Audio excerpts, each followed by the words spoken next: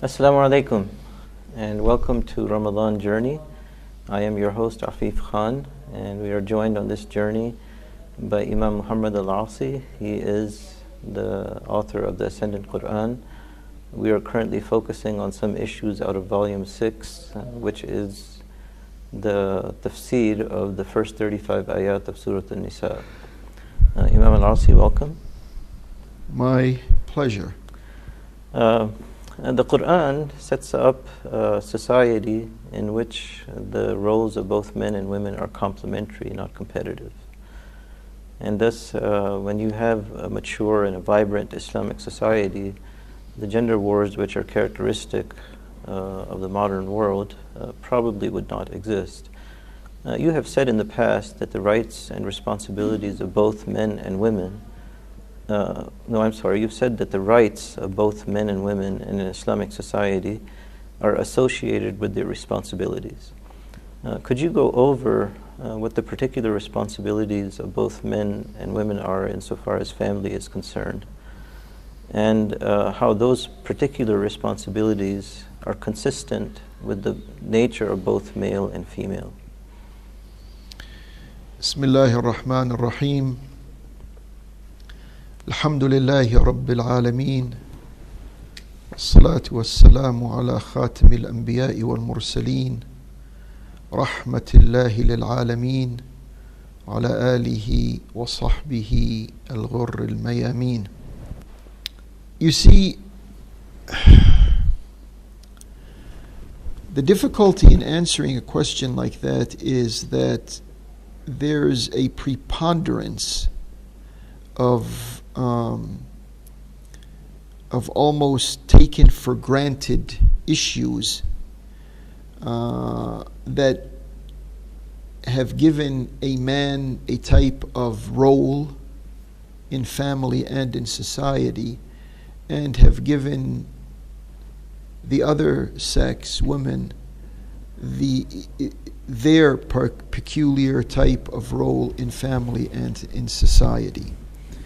And they wreaked havoc from trying to, in the pursuit of what they say is equality. And I'm not talking about an Islamic society. I'm talking about the general world out there that is so attached to Hollywood values and to Hollywood imagery that the responsibilities of men and the responsibilities of women have been garbled.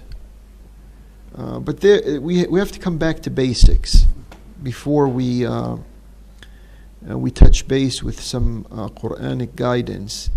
We have to come back to, I think, what is common sense, common knowledge, and self-evident issues. And the first one is that a man and a woman are not carbon copies of each other. You can't say that. No one can say that in their right mind. You can't say a man is a woman and a woman is a man. Well, they're physically different, they're emotionally different, they're psychologically different. I don't think that you could put two members of a species that are as different from each other as a human female and a human male. Exactly. Yeah. But when you catch on to some of the literature that right now is in vogue, you can't miss the attempt to try to make the consumer of that information feel that they're the same. Why should we be dividing labor, for example, giving men certain responsibilities in life, giving women other responsibilities in life? So that is going to end in failure. No one can verbalize or politicize any type of administration or any type of plan that seeks to equate the responsibilities of men and women with each other. anyone or any government or any philosopher or whatever, whoever is trying to do that, eventually that whole experiment is going to fail. So now we have to look at the facts on the ground. The facts on the ground tell you that a man, for example, has more body mass of muscles than a woman has, in the sense that a man is stronger than a woman. I mean, in plain language, a man is stronger than a woman. Physically speaking. I mean, that's the general rule. I'm not trying to say that there aren't some women who are stronger than some men. Let's not confuse the tree for the forest. Let's look at the general, way Allah, Al-Khaliq, Al-Bari, Al-Musawwir, has created us, fashioned us, and equipped us.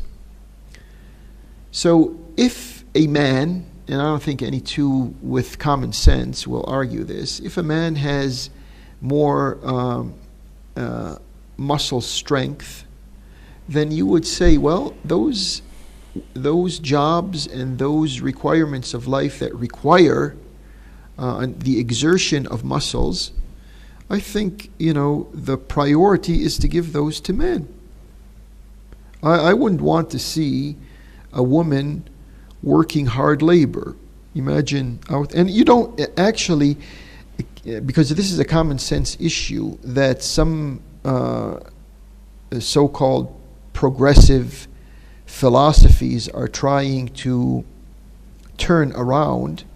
When you go out there in any society, you won't find women who are in construction work, for example. If you see a construction team made up of 30 or 40 individuals building this structure, a 40-story building or something, and there's cement, there is iron, there's a lot of labor. It's a labor-intensive type of duty.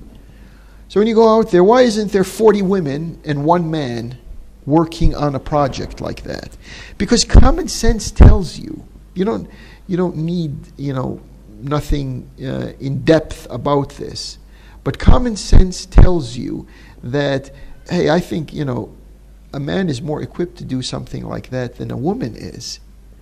And so men should be involved in these types of duties and responsibilities, naturally. But then you have the flip side to this, and that is women. Women are also equipped with or more qualified to do other things than men are. And I hope we can probably get to that. Okay. So we're going to go ahead and continue this conversation on the rights and responsibilities of men and women. We're going to wait till the next segment to do that. But now we'll take a word from our sponsors. Please stay tuned. We'll be right back. Welcome Ramadan.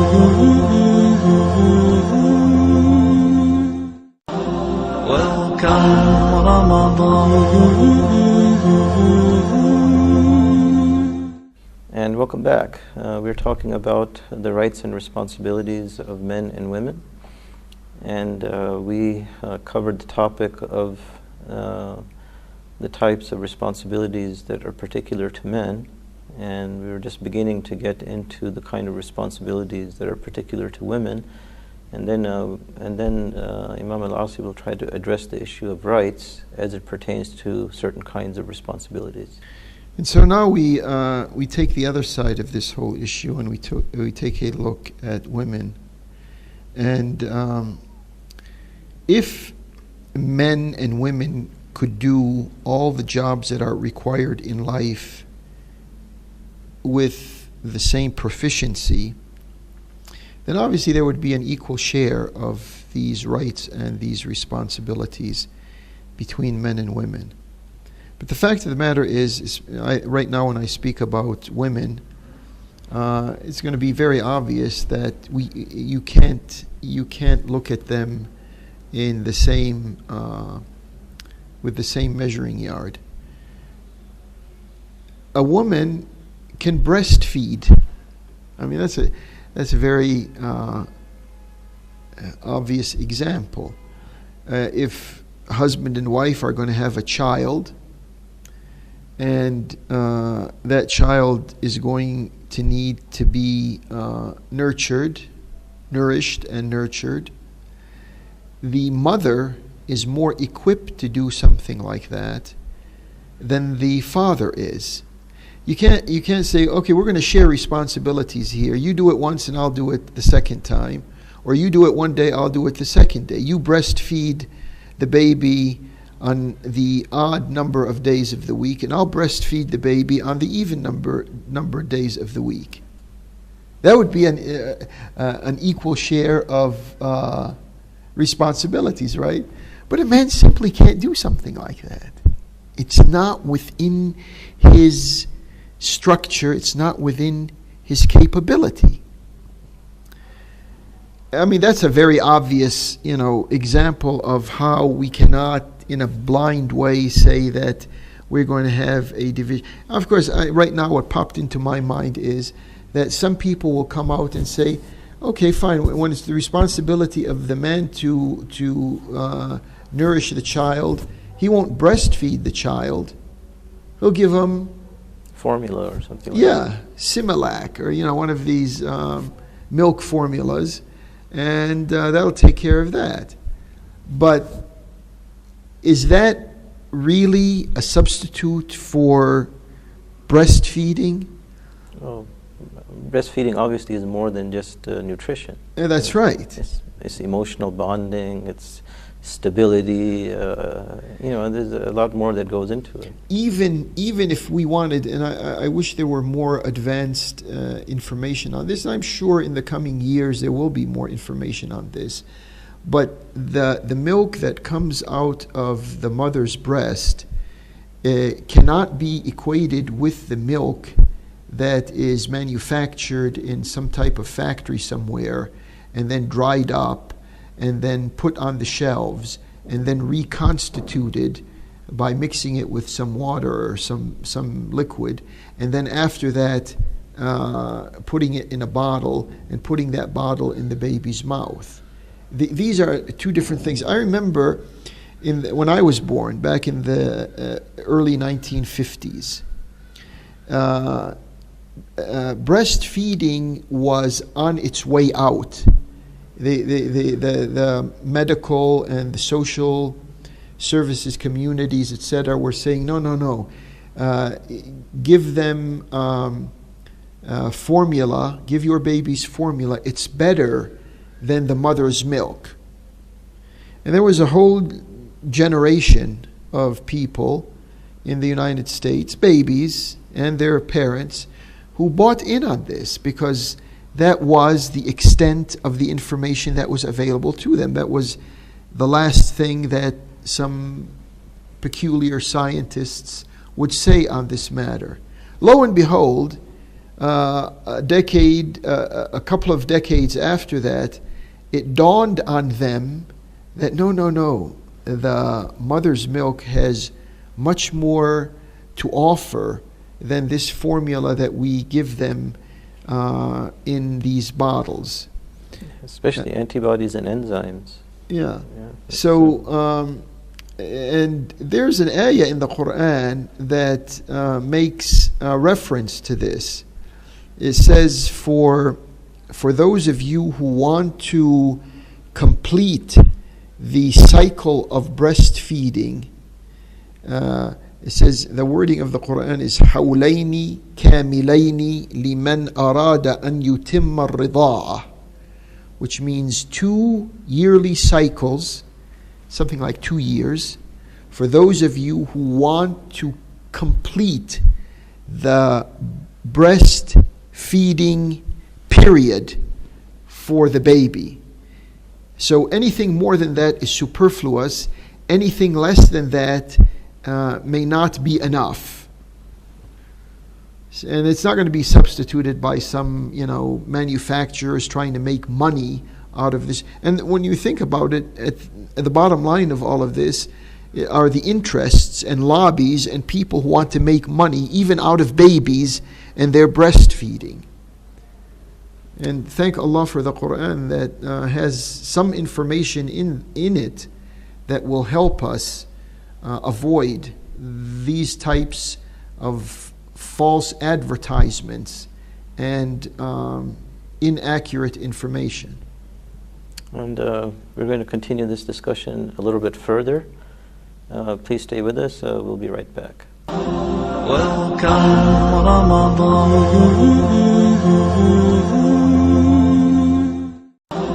Welcome Ramadan. And welcome back. We're talking about the rights and responsibilities of women and men in society. We talked about the unique roles of both men and women, and now we're going to get into a discussion of what rights are associated with those responsibilities. And if you could also comment on the fact that if you're in an Islamic society, that women, there is no expectation for them to work for money. And in that regard, what rights they have and what rights men have. Yeah, this brings us to an issue in which, before we begin to answer a question like that, we're going to have to begin to make decisions about how a particular society is going to share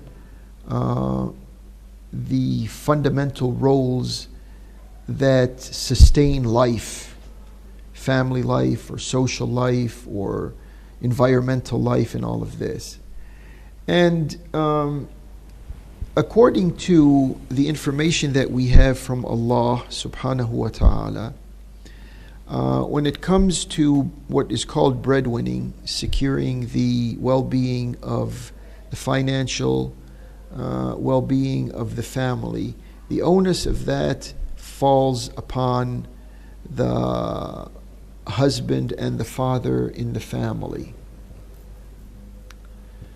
And that relieves the mother and the wife to take care of the nurturing of the family. If we say that basically the husband is in charge of nourishing the family, bringing the food home, placing the food on the table, the mother is responsible for nurturing the family, offering the love and the affection, the compassion and the binding that is critical in solidifying family ties, family affinities, and family relations. And because that is the case, the women in Islamic society are not responsible for the financial obligations of family life. From that, we have other issues that are contingent with it, such as the issue that is brought up of pertaining to why is it that in the Quran it says لِلذَّكَرِ مِثْلُ حَظِّ الْأُنْثَيَيْنِ, which means a male has 2 shares and a female has 1 share when it comes to inheritance. Right. And there are parallel issues with regard to certain types of contracts, that 1 witness to 2 witnesses and so on and so forth. Yeah. Well, yeah, when it comes to that issue also, well, before we get to that, let's go back to لِلذَّكَرِ مِثْلُ حَظِّ الْأُنْثَيَيْنِ. A male has the equivalent of 2 shares of what 1 male has the equivalent of what 2 females' share is in inheritance. Well, obviously, if you understand that the males are going to be financially responsible, they need a little more financial assistance because, after all, this is going to recycle, so to speak, and the beneficiaries of this are going to be the female attachments to that particular male. Whether it's his wife, whether it's his daughter, and whoever, it's going to come to them. So it's not like something that a man is possessing in exclusion to the rest of the family. It's something that the man is possessing to distribute to the rest of his family. So people understand this in such an awkward way, and this is because they place a distance between husband and wife, or between those who inherit and those who leave inheritance behind. They put a distance between them. Individualism has become so centric that when you say something like that, you say, look, he's giving this Islamic code of distribution of wealth or inheritance is giving preference to male over female. It's not doing that. It's trying to be fair, and it's trying to, in a sense, have the forces of life in sync with the potentials of each member of society and family, male and female. That's all that's going on there. As far as the other one, فَاسْتَشْهِدُوا شَهِيدَيْنِ مِنْ رِجَالِكُمْ. There's another ayah towards the end of Surah Al-Baqarah. Actually, it's the longest ayah in the Quran. Right. And in this longest ayah in the Quran, there is a particular sentence. This whole ayah regulates financial transactions, commerce, debt, borrowing. And so in this, there's a reference to witnesses in a commercial transaction. Again, it has to do with finances, the financial area. That's right. Yeah. The quote of the ayah says, فَاسْتَشْهِدُوا شَهِيدَيْنِ مِنْ رِجَالِكُمْ فَإِنْ لَمْ يَكُونَا رَجُلَيْنِ فَرَجُلٌ وَامْرَأَتَانِ مِمَّنْ تَرْضَوْنَ مِنَ الشُّهَدَاءِ أَنْ تَضِلَّ إِحْدَاهُمَا فَتُذَكِّرَ إِحْدَاهُمَا الْأُخْرَى. This is the quote of the ayah, word by word. Okay. We're going to come back to that in just a minute. Unfortunately, we're out of time for this particular program. Please join us for the next one so that we can continue this explanation in a little bit more detail. If you'd like to go into more depth with regard to what was discussed today, please feel free to get your own copies of the Ascendant Quran, where you'll find explanations for not only this, but many other issues related to whatever you find to be important in your lives insofar as Islamic guidance is concerned. We're going to have 2 or 3 more programs on women, and we'll get into a couple of the other issues that are usually misinterpreted or selectively misinterpreted by those who want to detract from Islamic guidance. And so we'd like you to join in with us at the same time on the same channel. We'll see you again tomorrow, inshallah. Wassalamu alaikum wa rahmatullahi wa barakatuh.